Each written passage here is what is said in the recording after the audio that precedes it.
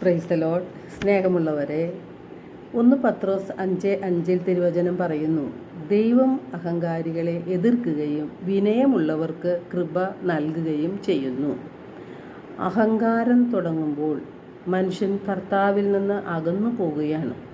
കർത്താവ് അവരെ എതിർക്കുകയും വിനയമുള്ളവർക്ക് കൃപ നൽകുകയും ചെയ്യും. പണവും പ്രതാപവും അധികാരവും എല്ലാം മനുഷ്യനെ അഹങ്കാരത്തിലേക്ക് നയിച്ചേക്കാം. ദൈവം ആരെയാണ് കടാക്ഷിക്കുന്നത്? ഏശയ്യ 66:2 തിരുവചനം പറയുന്നുണ്ട്, ആത്മാവിൽ എളിമയും അനുതാപവും ഉണ്ടായിരിക്കുകയും എൻ്റെ വചനങ്ങൾ ശ്രവിക്കുമ്പോൾ വിറയ്ക്കുകയും ചെയ്യുന്നവനെയാണ് ഞാൻ കടാക്ഷിക്കുക. അപ്പോൾ ദൈവത്തിന് മഹത്വം കൊടുത്തുകൊണ്ട് എളിമയുടെ തലത്തേക്ക് ഇറങ്ങി വരുമ്പോഴാണ് ദൈവത്തിൽ നിന്ന് നമുക്ക് അനുഗ്രഹങ്ങൾ ലഭിക്കുന്നത്. 2 പത്രോസ് 2:4 പാപം ചെയ്ത ദൂതന്മാരെ ദൈവം വെറുതെ വിട്ടില്ല. വിധി ദിനം വരെ സൂക്ഷിക്കുന്നതിനായി അവരെ അവിടുന്ന് നരകത്തിലെ ഇരുൾക്കുഴികളിലേക്ക് തള്ളിവിട്ടു എന്ന് തിരുവചനം പറയുന്നുണ്ട്. മാലാഖയെ പിശാചാക്കി മാറ്റിയ പാപം അഹങ്കാരമായിരുന്നു.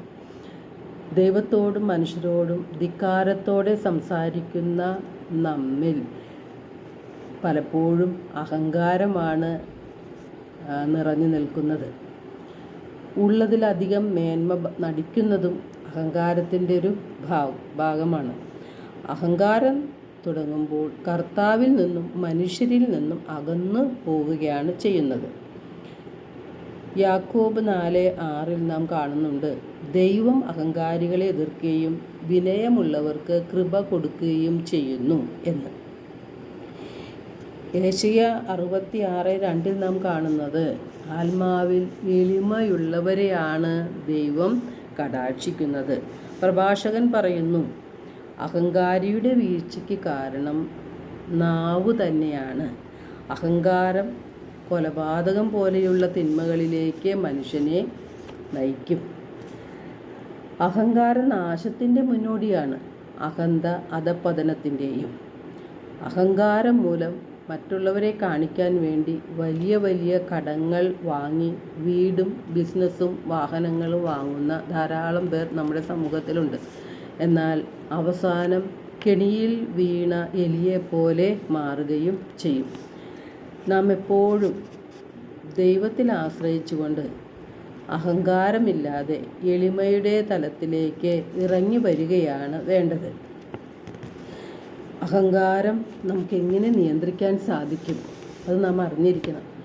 മനുഷ്യനുള്ളതെല്ലാം ദൈവത്തിൻ്റെ ദാനമാണ് എന്ന് അംഗീകരിക്കുന്നവർക്ക് അഹങ്കാരം മാറ്റിയെടുക്കാൻ കഴിയും. പൊടിയും ചാരവുമായ മനുഷ്യന് അഹങ്കരിക്കാൻ എന്തുണ്ട്? ജീവിച്ചിരിക്കെ തന്നെ അവൻ്റെ ശരീരം ജീർണിക്കുന്നു. പ്രഭാഷകൻ 10:17-18 തിരുവചനങ്ങൾ വ്യക്തമാക്കുകയാണ്. വിശുദ്ധ പൗലോസ്ലീഹ ചോദിക്കുന്നു, നിനക്കെന്ത് പ്രത്യേക മേന്മയാണ് ഉള്ളത്?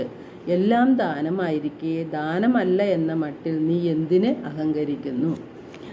1 പത്രോസ് 5:6-7 തിരുവചനങ്ങൾ 5-6 തിരുവചനങ്ങളിലൂടെ നമ്മോട് പത്രോസ്ലീഹ പറയുകയാണ്, ദൈവത്തിൻ്റെ ശക്തമായ കരത്തിൻ കീഴിൽ താഴ്മയോടെ നിൽക്കുവിൻ. അവിടുന്ന് തക്ക സമയത്ത് നിങ്ങളെ ഉയർത്തിക്കൊള്ളും.